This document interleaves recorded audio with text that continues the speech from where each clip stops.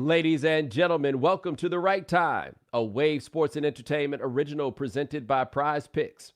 My name is Bomani Jones. Thanks for listening wherever you get your podcast. Thanks for watching us on YouTube. Subscribe, like, rate us, review us, give us 5 stars. You only give us 4 stars. I'm inclined to believe you are a hater. Of course, we're going to get everybody ready for the Super Bowl coming up in a week of change.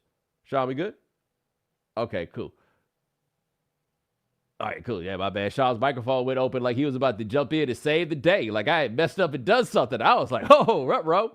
Anyway, we had football on Sunday, obviously. And I have said for quite a while that Patrick Mahomes is Jordan, right? My buddy Nick likes to try to say that he's LeBron, except the problem is we done seen LeBron catch a lot more L's than we've seen Patrick Mahomes catch. Like, this feels like Jordan at peak of Jordan's powers, right? Where it's everybody against him. And like more damning and troubling, I suppose, in that time period is all the dudes that's the same age as him can't catch a break. Like with Jordan, with the exception of Elijah Watt, who won them 2 championships when Jordan was over playing baseball. Charles Barkley couldn't get no ring. Karl Malone got drafted in 85, and Stockton was drafted in 84. Wasn't no ring there for him. Patrick Ewing in 85. Wasn't no ring there for him. There just wasn't a chance because they was trying to get this done on Jordan's watch. Now, we seem to have a whole bunch of cats out here who can't get it done on Jordan's watch. It seems that if your team is going to beat Patrick Mahomes in the playoffs, you're going to need a quarterback with a legitimately good chance at going to the Hall of Fame. The only 2 guys who have done it, whose teams have done it, that is, are Tom Brady twice, one time playing a Super Bowl in his own home stadium, and then Joe Burrow. That's it.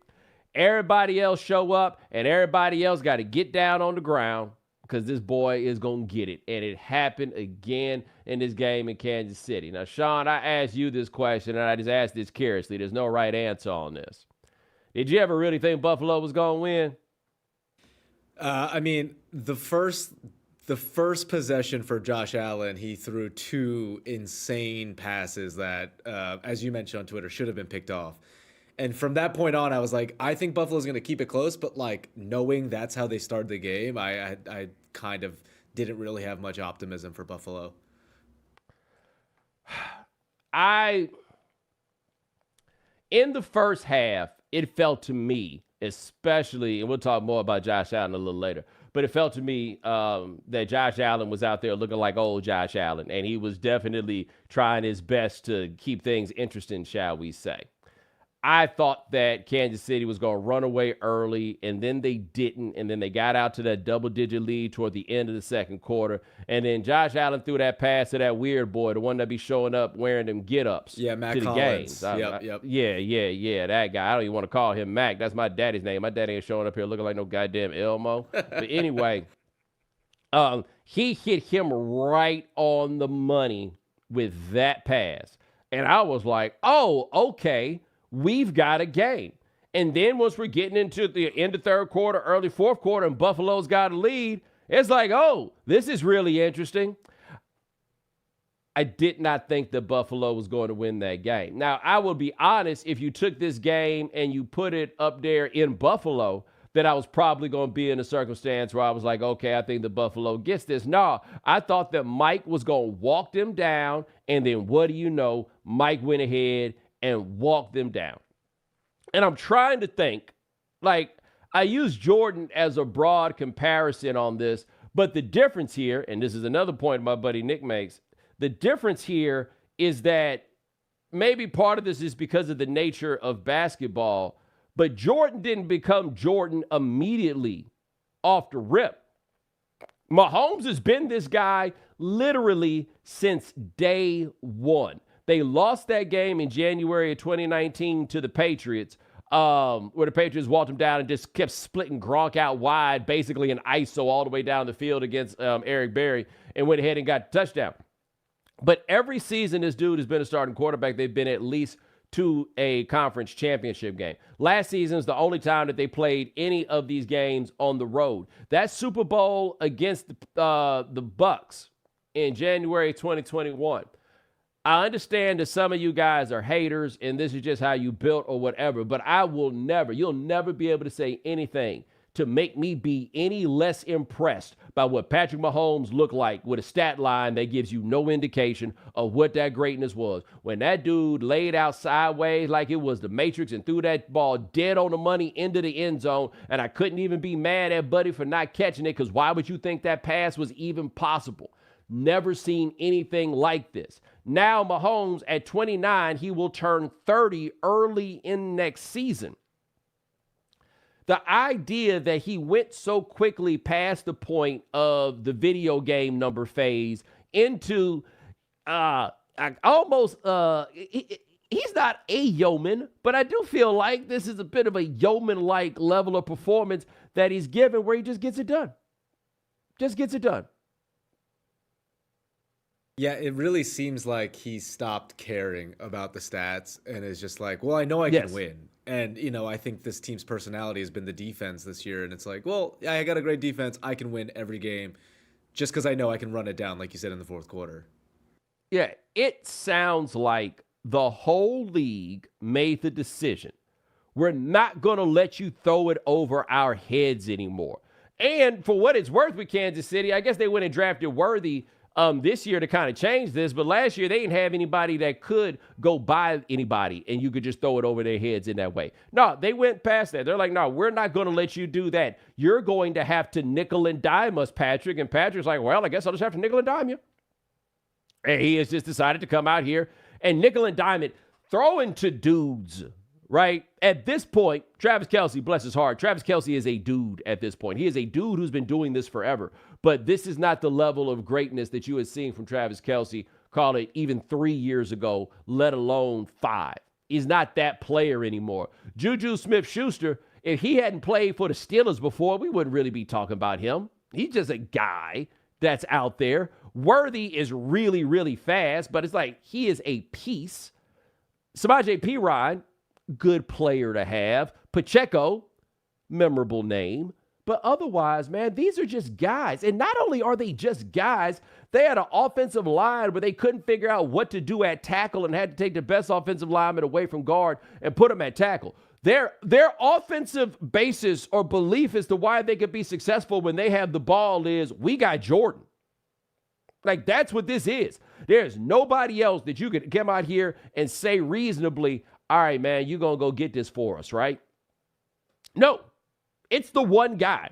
The defense is really good, but it's the one guy that's going to get this done. We'll talk more about the Eagles a little later, but it is very interesting to see these two teams juxtaposed against each other because Kansas City has made the decision, like, we're going to start with Patrick, and then we'll fill the rest of this in, and we think we'll be fine. Where the Eagles have a high-end game manager at quarterback who had a good game on Sunday, but they've decided we're going to load the entire roster up, and then we don't need as much out of our quarterback.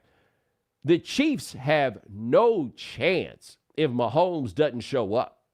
If Mahomes comes out there and has a sort of game, they can win, but they'll sweat that out. If Mahomes has a not good game, they're not winning. That's it. You're not winning unless he comes out there and brings it and just somehow manages to keep bringing it. And when it comes down at the end of these games and they got these dudes that can't figure out when to go out of bounds and keep the clock moving and you need that third down in order to get it done, I don't know. I just can't imagine what it's like to have a quarterback that no matter what, it's cool.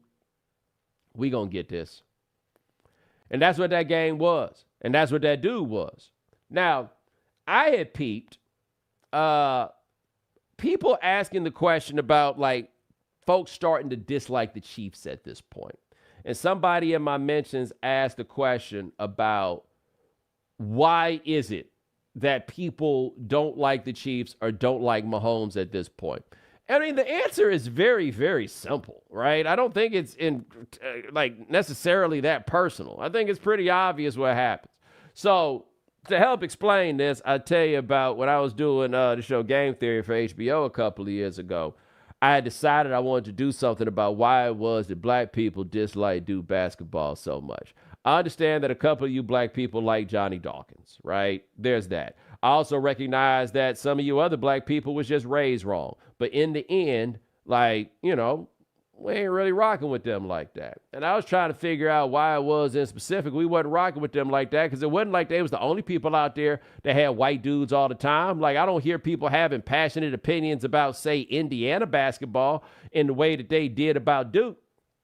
And so I just stopped and thought about it, and I was like, oh, that's what happened. They beat every single team that we ever loved.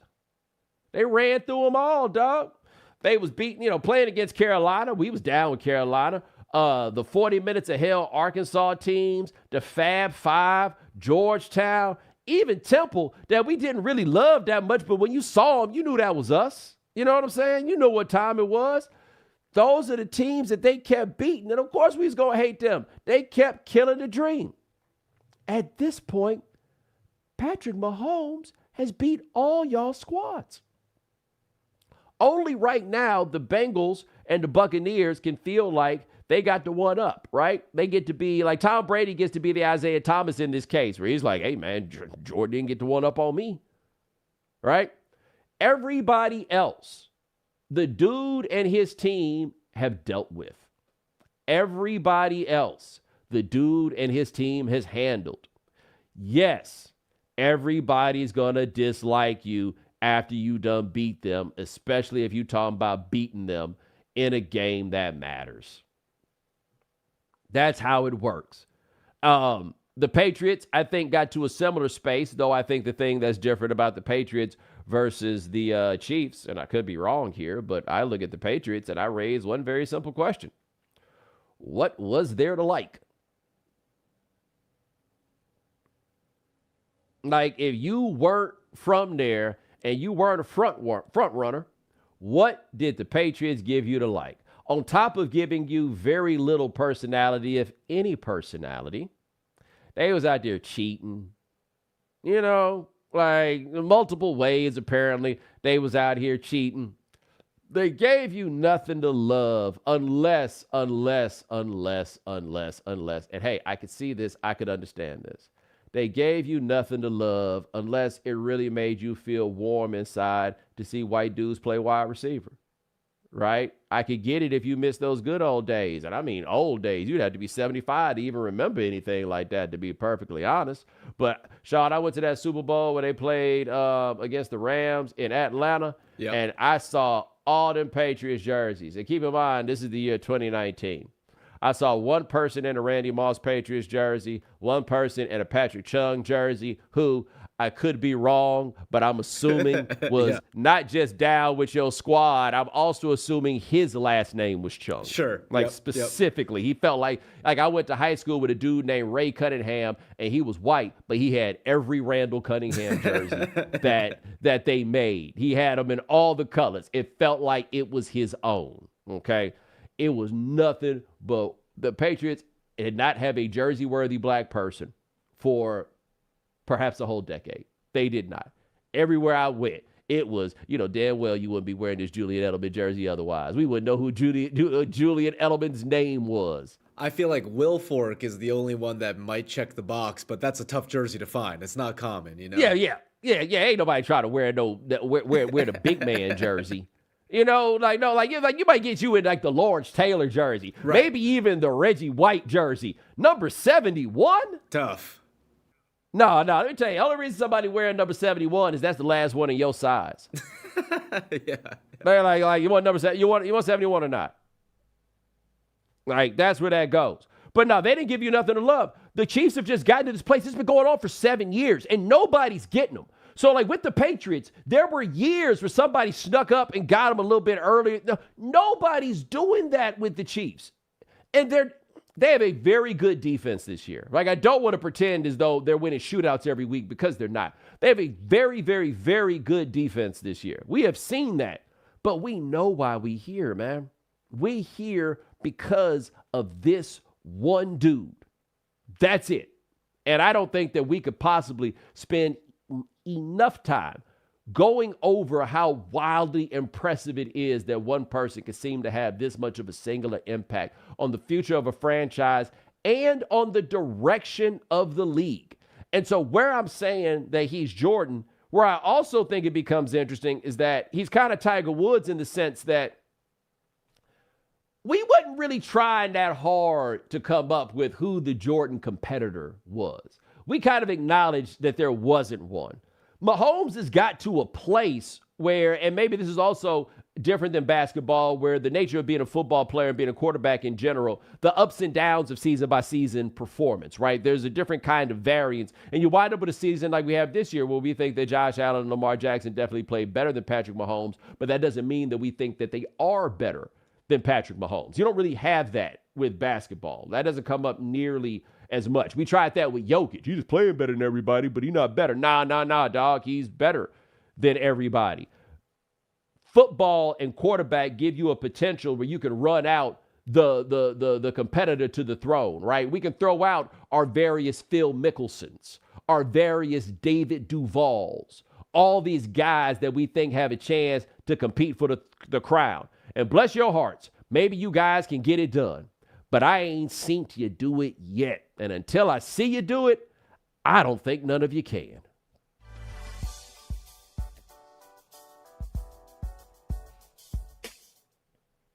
Sean, I truly believe that Mahomes is so good in that he deserved all that time. And now everybody else, we just going to have to clump you boys together. Yeah, it's Mahomes versus everyone else, which I wanted to ask in that last segment is, something that you and Mina discussed sometime last year. The argument of parity versus dominance, especially in football. And we're clearly in the midst of dominance, and it's weird that we're getting such backlash from one whole side of fandom. Yeah, I get the idea that watching the same dude do it like this might be a little bit boring to you. I also get the idea, I think I talked about this before, but like in the parlance of wrestling, the idea that you want Josh Allen to get over. Or like you're seeing if Lamar Jackson can get over. I understand all of those things, but I like there being a video game boss. I like there being a boogeyman that's over there, and everybody knows that we got to somehow, some way get through that dude. I love having that. And the guy that seems to be the one that has to take up the challenge as much, if not more than anybody else, is Josh Allen, because he's over there in the AFC trying to get it done. I believe we need to have a keep that same energy situation with Josh Allen, as we did with Lamar Jackson, as we have in others in very similar places. And I feel good about myself because I am able to say with a straight face that I can definitely say the same thing about Josh Allen that I said about Lamar Jackson, which is I do not believe that Josh Allen was the reason that Buffalo lost that game. I don't believe that. But what I know for a fact, and he was not the reason that Buffalo won that game. And they showed up knowing that if they were going to win, he needed to be the reason why they won that game. That's how it works for that team. He was going to have to be the reason. He wasn't. And you can go look at stats and everything else. Nah, man, that was not a great game. That was not a great game. I did not think that. I thought he had a good game. I don't think he had a game on the negative side that was actually terribly different than the one with Lamar. Josh Allen fumbled the ball 3 times. He got them all back, but he fumbled the ball 3 times. On the first drive, he had those 2 times that he tried to give the ball away with interceptions there. Like, the thing that I like about Josh Allen more than anybody else or anything else about him is that I find that the person that is most honest about Josh Allen and his performance in and around the NFL is actually Josh Allen. And so earlier this year when people would point out the numbers about how low his turnover stats were, and he would say, I tried. And old Josh showed up. Sean, old Josh tried to pitch that on that 2-point conversion, which I think we let slide because it was a 2-point conversion, but that could go 2 points the other way. Yeah, and there was a lot of like quarterback design runs that were just like, let's just get Josh beat up and get like 2 yards on the play. That I was like, what's the point of this? I think the play calling obviously hurt him.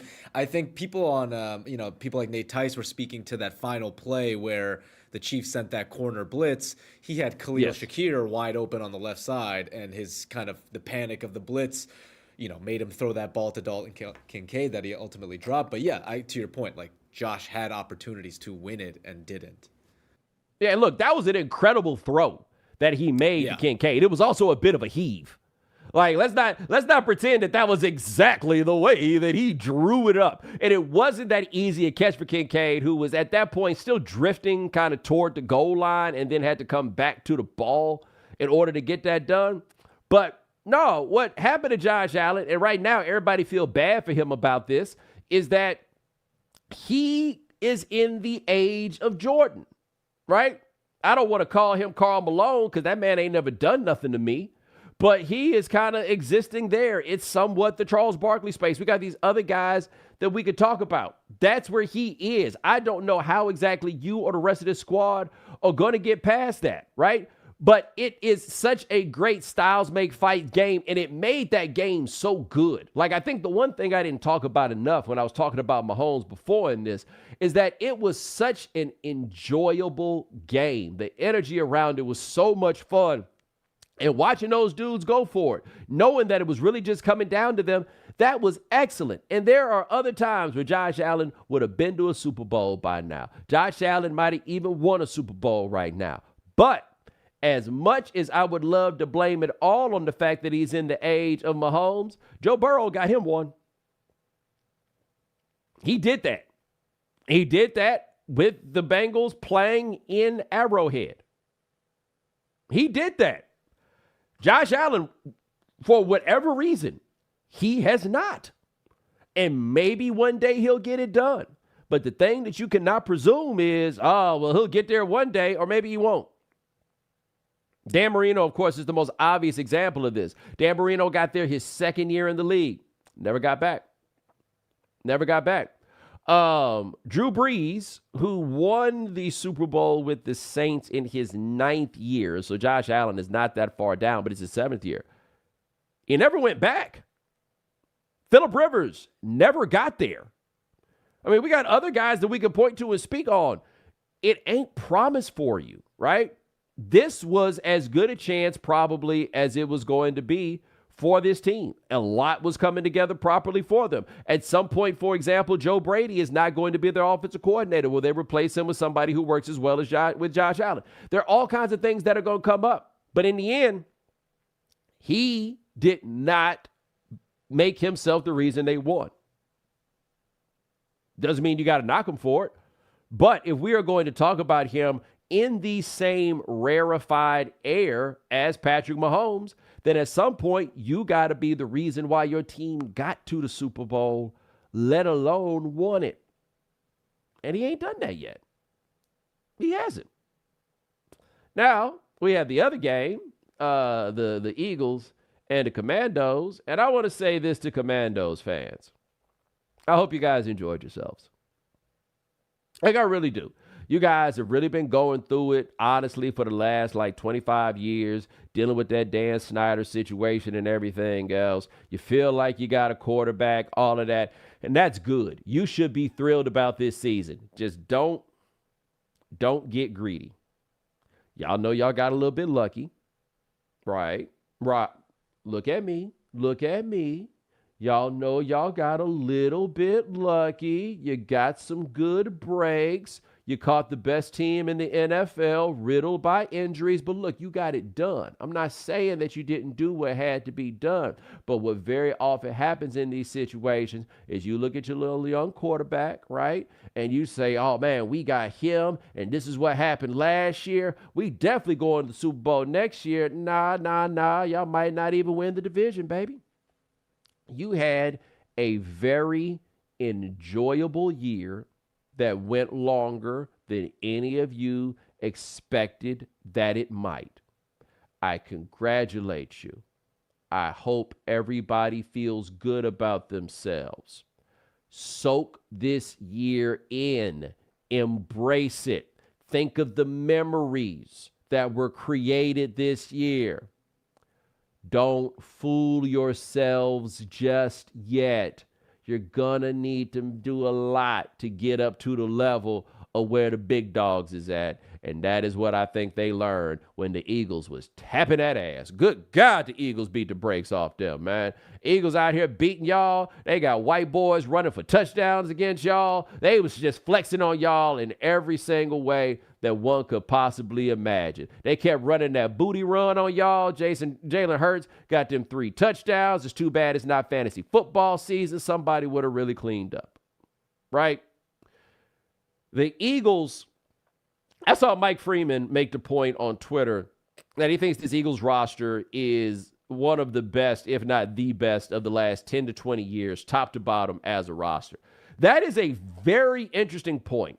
Anytime you start talking about like getting up that high into things, or like, the question for me becomes less, is what Mike's saying true, than is what Mike is saying hyperbole? And I do not think it is hyperbole. They are loaded everywhere. They are loaded in the secondary. They got linebackers that's bringing it. They brought in a linebacker that was a bum for the Saints last year, and then he came out there and started handling business. The dude, Zach Bond, by the way, who I was a little surprised when I saw a picture of Zach Bond. If I put a picture up of Zach Bond or just said, hey, it's a guy named Zach and his last name is Bond, and he was as fair-skinned as he was, you wouldn't have expected him. He like the new Kyle Van Noy. That was always a big shocker. But anyway, their linebacker game is strong. Their defensive line, it's like they all went to Georgia. They strong too. Their offensive line, we watch them move furniture. Their receivers, A.J. Brown and Devontae Smith. Okay. Saquon Barkley out there running like Bo Jackson. And when you got it like that, you can win a Super Bowl with your game-managing quarterback. And Sean, I had a lot of people during the game that was like, what you got to say about Jalen Hurts now? The exact same thing we said before. You can win with him. You're not going to win because of him. And they did very well with him. Yeah, and everyone's going to point to the fact that he also had 3 rushing touchdowns, but it's like, that's a product of the offensive line and the tush push and that ridiculous back and forth between the Commanders, linebackers, and them on the goal line. But yeah, to your point. Hey, did you know that they could just give him a touchdown? No idea. I had no idea. I've been watching the NFL for years. You as well. I can't believe that's the first I've ever heard of that. I mean, but think about it. When would it ever come up, right? Exactly. And so, for those of you who don't know, this dude named Luvu, who plays linebacker for the Commandos, he kept trying to time the snap on the tush push so he could do the LeVar Arrington jump over the line and make the tackle. And they kept doing the hard count, and he kept jumping over, but it's half the distance to the goal, and they were so close to the goal they couldn't even move it. And then the referee got on the mic and said that if the refs feel like if he keep doing this, then they have the right to just give him a touchdown. That was it. I was like, that is big parent energy. Somebody in my mentions put it best. Somebody in my mentions was like, that is very big, I'll turn this car around right now energy. I did not know they could do that. The best part about that is that whole sequence took about, 5 to 10 minutes, and it only took off like 5 seconds off the clock because they kept having to stop the clock and resetting it after each time. It was like, I felt like I was in purgatory watching that. Yeah, I can't imagine how frustrating it is, though, when they run that play. It's impossible. What are we supposed to do? And I haven't looked this up. I'm sure somebody's written a breathless story about this, but who sat up and came up with this idea in the first place? Like, this is how we're going to just get it every time. They can run that all the way down the field if they wanted to. You commented on it, but the broadcast was hilarious when Brady was like, why are they even huddling? What's the point of a huddle? They just try to catch their breath. That's the whole thing. Everybody knows what time it is. Somebody tried to give me some explanation because nobody can take a joke anymore. But still, it really was like, what y'all even got to talk about, man? Like, what is there even for you to discuss? But they got that done with Jalen Hurts basically on one leg, and Saquon Barkley. I keep saying this, and I'm going to say it again. There's a whole generation of kids that don't know the joy of watching a great running back be a great running back. They just don't. And we have seen, or we were watching a great, what was it, the first play where they gave him that crack toss to the left and then he spun it back 60 to the yards. middle and just gone? Yeah, and he just What made it can look you too do? easy. Yeah. Right. Just what are you supposed to do? Like, that's the thing. By the time this actually gets to the Super Bowl itself, what's going to be very, very difficult for the Chiefs is just going to be the Eagles can move you around. Like, your game has got to be, how do we make their quarterback beat us? Because no matter how much you like Jalen Hurts, if you are an Eagles fan and you think I'm just dogging out your team, no, I'm saying to look at your team. And I think that this is the fairest and most important point. You look at your team. The weakest position group is quarterback. And I don't think that their quarterback is a weakness. I just don't think it's a strength. Like, the point that I've made, and I don't know why this bothers people so much, is that basically every team Jalen Hurts has been on has been limited by his passing. The closest thing you got to an exception is the one where they went to the Super Bowl, and he had a very good year and a very good Super Bowl at that point. Outside of that, the ceiling on the team is how well does Jalen Hurts pass the ball. Even if you think he raised the ceiling in 2022, you'd acknowledge that. The ceiling is not their offensive line. It's not their defense, anything else. If there's anything that could be the governor on how fast that car goes, it's him. The Chiefs game is going to be, how do we make that dude beat us? And Jalen Hurts is going to have to be the dude that's willing to say, here's how I'm going to beat you. Because the thing that Tom Brady talked about in that game that seemed to be the most frustrating for him to watch with Hurts is the willingness to just throw the ball. Right? You don't have to make yourself 100% certain that nothing bad is going to happen. And that is the thing that happens with Hurts. It's absolutely trying to minimize risk. And sometimes you just got to let it go. There have been great quarterbacks who've had this issue. Aaron Rodgers has long had this issue where his criminally low interception count was actually a negative because it indicated that he wasn't willing to just rip it sometimes. And sometimes that's what you got to do. And so the Chiefs are going to try to put Jalen Hurts in positions to do that. And if he is willing or capable of doing that, then the Eagles will win the Super Bowl because the Eagles have the most talent. If he's not willing to do that, then they're going to have to deal with the fact that they playing against Jordan. And ain't nobody going to beat Jordan playing like they're scared, now are they?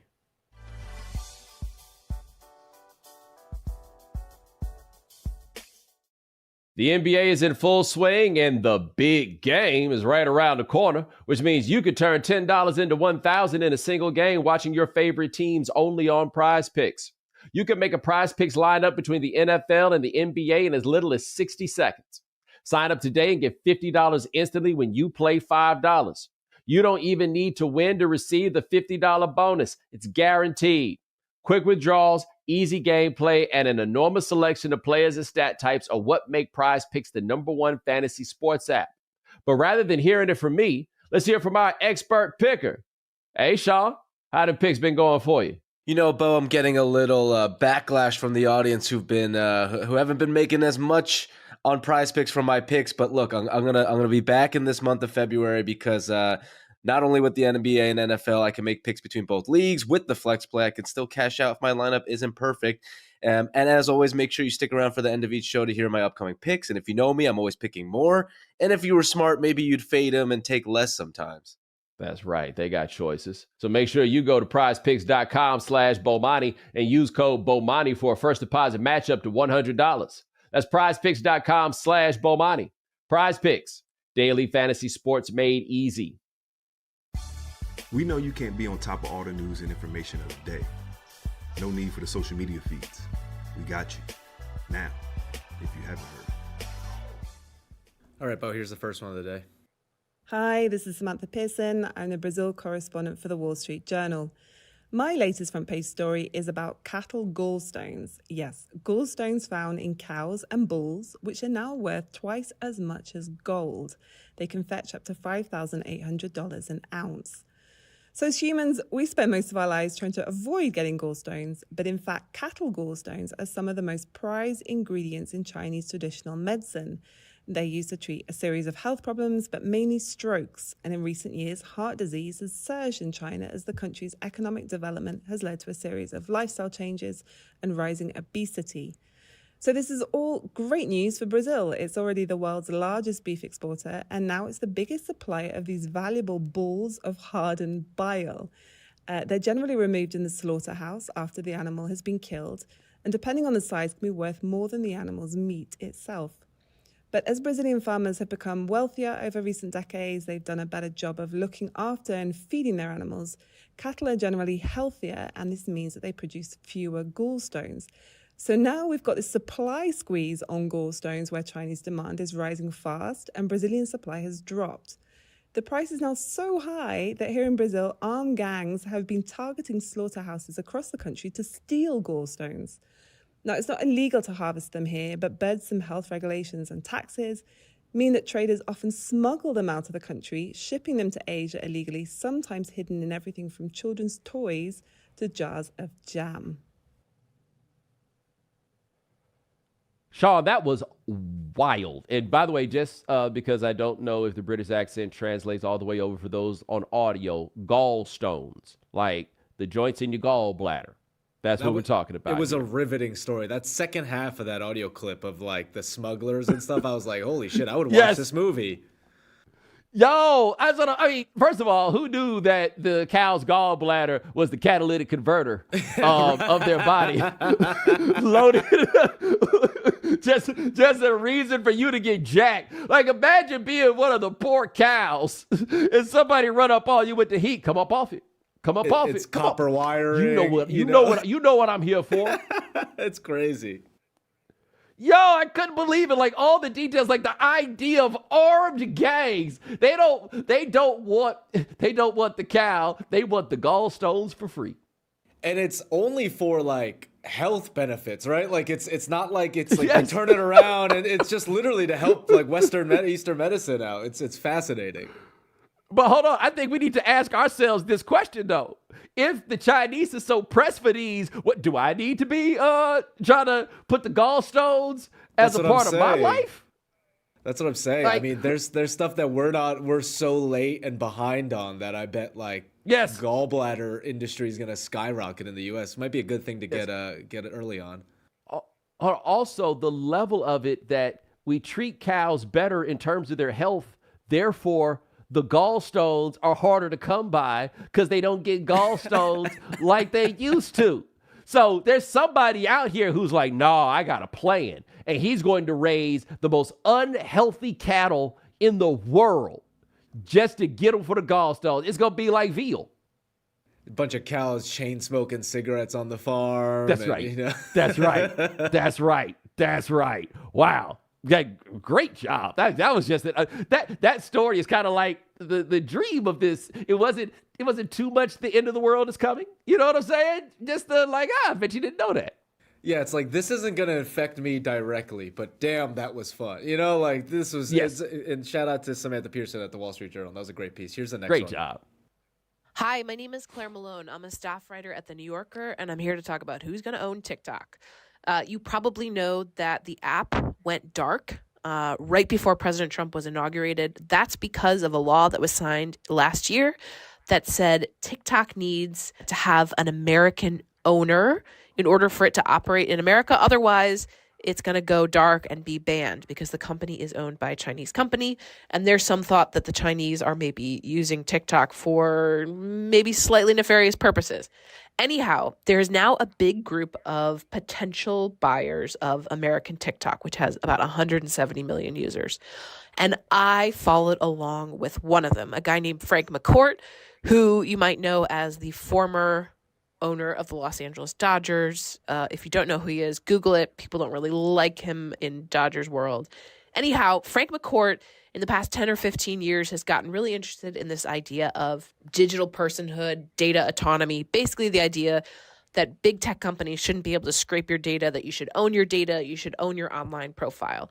And he wants to buy TikTok, and it's 170 million users, and almost use them as a guinea pig for his project to put these users on a technology platform that allows them to own their own data. He runs this nonprofit that he's trying to organize his TikTok bid through. And so I spent a lot of time with Frank and the people at his nonprofit trying to learn about what this all might entail. Now, I don't think Frank is probably going to be the owner of TikTok, But he provided an interesting way into this sort of drama of politics and corporate America that is, and I should say, foreign government interference. All of this is sort of brewing around TikTok. And Frank was an interesting figure to explore all of that with. Okay.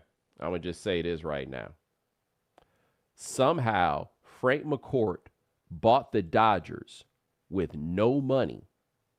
Literally, no money. He ultimately had to sell the Dodgers because of a divorce, and I think it would have required him to buy his ex-wife out. But again, what did I say? He bought it with no money.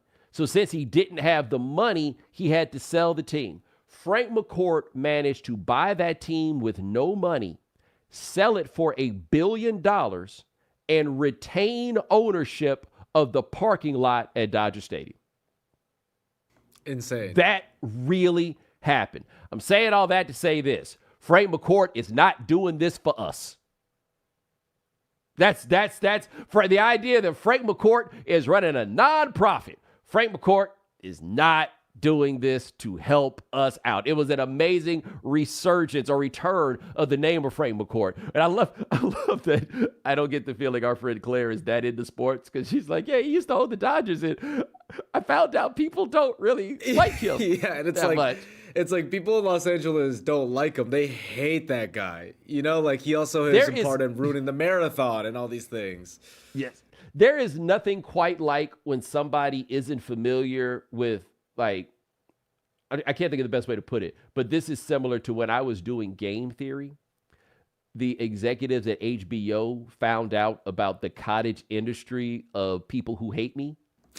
Right? Like people, like all these people, like all these people who write articles at any turn that they can find and talk about me, who like say I've never done anything. Like you know who the people are that I'm talking about. The HBO people at some point were like, hey, they asked my showrunner, like, did you know that there are all these people who say these things about Bomani? They're like, we like him. We don't understand what's going on here. I feel like Claire was like, wow, I got to talk to Frank McCourt. He seemed really cool. And then I Googled his name and people are like, yo, fuck that guy. What did he do? Yeah, I imagine her like going to a bar with some friends being like, I talked with Frank McCourt the other day, and someone from the bar overheard it and be like, fuck that guy, you know? Yes, that is exactly what happened. Like, hearing that was just so funny to me. Regardless of whoever buys TikTok, I think it's all for the wrong reasons, like you said. It's ultimately I mean, data. look, I don't trust. Like, you get to own your own data, and I get to keep a copy. All right, here's our last If You Haven't Heard Today, and it's a special one. Here's something you may not know. Diapers are among the most requested basics that families with babies and toddlers need in the immediate aftermath of a natural disaster. Today, families impacted by the LA fires need diapers. That's where we come in. I'm Troy Moore with the National Diaper Bank Network, a national nonprofit with more than 300 basic needs banks throughout the country, including 6 member diaper banks in the greater Los Angeles area. Diaper banks are reliable resources in local communities and work daily to distribute diapers, wipes, and other basic essentials to low-wage families and those living in poverty. We know that 1 in 2 U.S. families with young children struggles to afford diapers. Disasters like wildfires make things worse. Working families in LA need help with the basics. The National Diaper Bank Network is shipping truckloads of donated products to our LA members who are on the ground helping families. They're giving out hundreds of thousands of diapers, wipes, and period supplies, and other basic essentials. One example comes from Good Plus Foundation, which is providing direct relief to 100 families from Pasadena who are now living in temporary shelters. In recent weeks, National Diaper Bank Network has directed more than 1 million basic needs items to the Los Angeles area. Diapers, period supplies, adult briefs. We will do much, much more in the weeks and months ahead. If you like helping people and want to ensure that your donations make an impact, then please consider donating to the National Diaper Bank Network's California Wildfire Disaster Relief Fund. You can do so at diapersnow.org. That's diapersnow.org. Our promise to you is that 100% of your donation will support disaster relief efforts. We want to thank Bomani for his support over the years.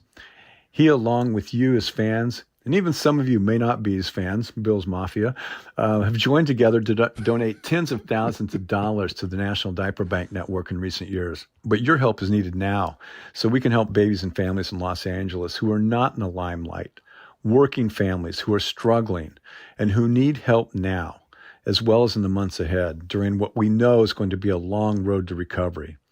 Help us get diapers to Los Angeles families by making a donation today at diapersnow.org. Again, diapersnow.org. Thank you. All right, I want to thank Troy so much, though I admit that once he got started, then he said, hi. I thought he was going to say, I'm Troy McClure.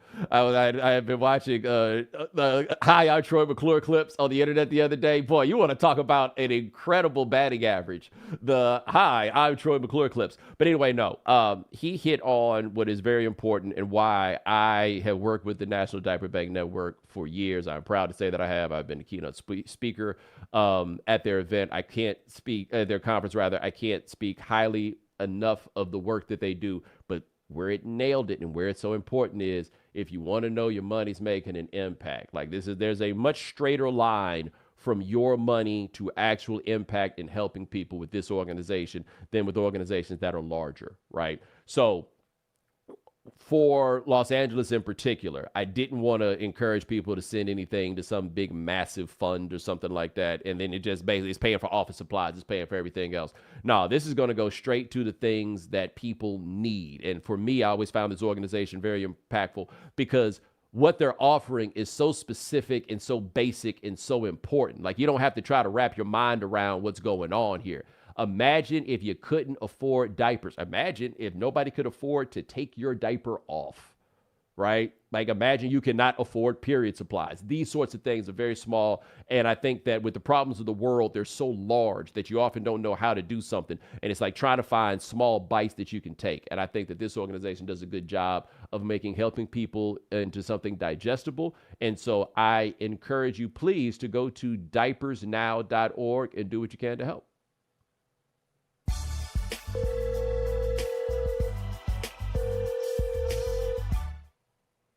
All right, Bo. And just for the audience, I'll have the link in the bio just in case you missed it to support and give diapers to people in need. And transition to voicemails. The prompt was the craziest thing you've seen someone do at your work. Got a ton of great submissions. Here's the first one. What's up, fellas? My name's Curtis. I was calling about the dumbest decision I've seen somebody make at work. No, the dude I'm talking about, this is the same dude that we once caught driving a work van to the weed man's house to go pick it up with a big phone number and everything on the side of it, right?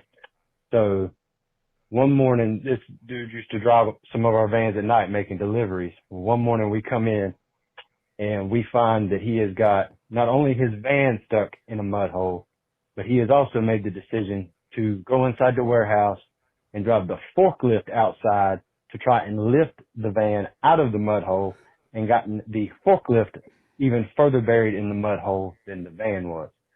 So needless to say, it took some serious heavy equipment to get his stuff out of the hole, and somehow he did not lose his job over it, but he is no longer working with us, thank goodness. But that is by far the dumbest thing I think anybody could probably do at my job. Thanks. Have a good day. Sean, I don't know about you, but part of what I enjoy greatly about that story is that is the first time that I heard of a mud hole actually existing in real life, as opposed to that mud hole being stomped in someone's chest. I have only heard of people of stomping a mud hole in somebody. I don't think I'd ever thought about an actual existence of a hole with mud. But there was one here, and then Buddy went and got, Mr. I got an idea. Like, my brother once told me something when I was younger, and it's kind of guided my life in terms of having a measure of compassion for a lot of y'all. And it is, can you imagine what it's like to have terrible judgment? Like, just to not know a good idea from a bad one. Can you imagine, like you know, there's somebody in your life that you know if you give them a good idea or a bad one, they're going to take the bad one every single time. This seems like that guy. And I get the like panic mode of like, oh shit, I got the van stuck. What's the best thing to do? Let me use another company vehicle and getting that stuck. Right. It's like don't compound a bad decision with another one, you know?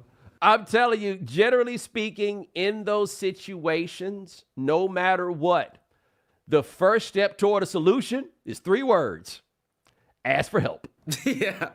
Before you go and do something crazy, ask for help. Insane. This is going to be the theme of this voicemail section. Here's the next one. Yes. Hey, what's up, Bo? This is Chris calling from North Carolina. Wanted to tell you about a story about the time I saw somebody do something really dumb at my job. So at the time, I was working for Jimmy John's as a delivery driver, and there was a guy I worked with. His name was Justin, right? And Justin was a real nice guy, but Justin was, I don't know how to say this nicely, so I'm just going to have to say it. He was dumb. He was real dumb. And on this particular day, I had gone out for a delivery. I was working with Justin, and I come back, and my manager tells me, hey, I had to send Justin home. So I asked him, what happened? Well, apparently our general manager had an app on his phone where he could access the cameras to the store. And he decided he just wanted to look in and see what was going on that day. And he had apparently looked in just in time to see Justin pass by our trash can, look at a piece of bread that was sitting on top of the trash can, then proceed to look around, saw that nobody was looking, grabbed the bread off the top of the trash can, and ate it. He then called the store, told our manager, said, hey, I need you to send Justin home. He's eating food out of the trash. The worst thing about this, though, is the fact that the bread was really cheap at the time. Like, I think it was only like $1. And this is a dude who came from, like, a family that actually had money. So he wasn't, like, hurting her for, like, a meal or something. This wasn't somebody that was, like, homeless or something like that. He was legitimately just not very smart and thought that he could just get away with it and that there was no problem with it. Anyway, appreciate it, Bo. Bye. I gotta say, Sean, where he said, I'm gonna try to be nice about it and say he's dumb. I know exactly what word he wanted to use. Yeah, sir. I won't be repeating it, but I am positive that I know exactly the word that he was thinking there. Wow. Eating out the trash. And like, I bet you, if you work at Jimmy John's, you probably get a free meal for working. Like, you get a lunch from Jimmy. Probably 50%. It sounds like you ain't worked in food, have you? You get a good deal. I did a summer working at Five Guys, and we got a free lunch every day. And really? Yeah. And I was like, oh, this is nice. Wow, things have changed. Like, normally it's like you can get 50% off the entree, and they'll let you slide on like fries and drinks. Don't be trying to get no milkshake though. But the bread off the thing, just take one from the pantry. That seems appropriate. You are correct. All right, here's our last one. What's going on, Bo? This is Drewski from LA. In lines with NFL players doing crazy stuff, you ask what's the craziest thing we've seen somebody do at our job. I used to be a professional football player as well, and we come into the beginning of the year, which is every year into fall camp, training camp, which is in August. And so we had this one dude who loved to smoke some weed. And so we all knew when the drug test was. The drug test for street drugs every year is the first or second week of training camp. We all arrived at training camp, and one of our dudes that loves to smoke weed is not there. So we're kind of like, all right, well, where's this dude at? What's going on? He got some family problems? Our position coach tells us that this person calls him on the phone right before training camp is about to start, and he says he doesn't want to come in. And coach is like, what do you mean? Like, is something going on? Something wrong with your family? Like, what's the deal? The guy's like, nah, I just don't want to stop smoking weed.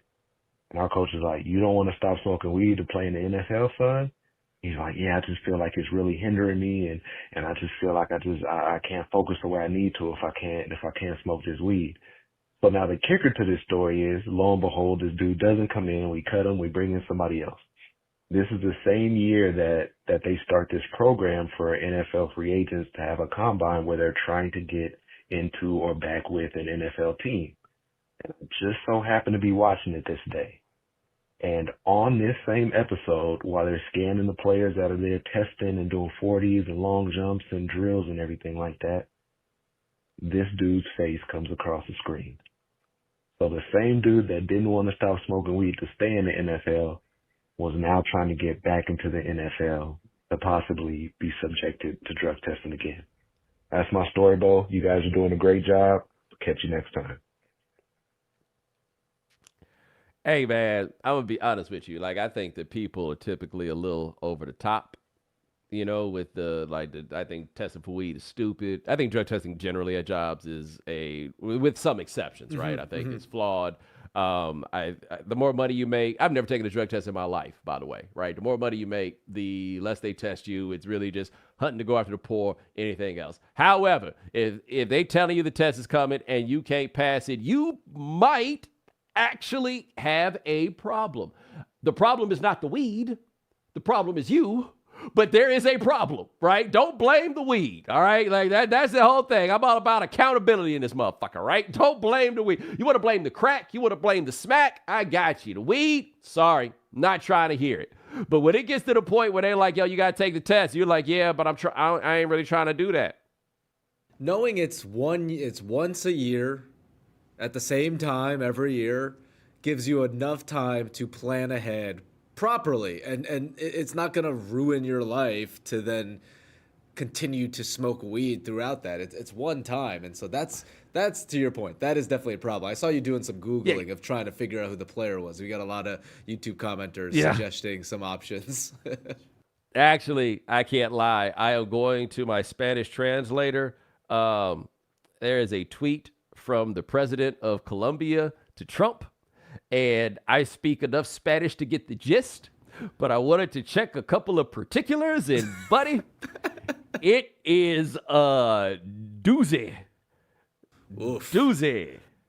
You know, yo tengo una reunión con mi profesora, quien vive en Colombia ahora, y va a estar muy interesante hablar con ella sobre mi presidente y su presidente. Yo no quiero decir que mi presidente es mi presidente, pero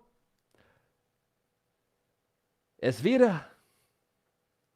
I'm going to start dropping a little Spanish in on y'all show for show. You know what I'm saying? That was really impressive because as you were reading it, Andrew pulled up the tweet next to me, and I got to read the translation of what you were saying. And you are right. It is a wild tweet.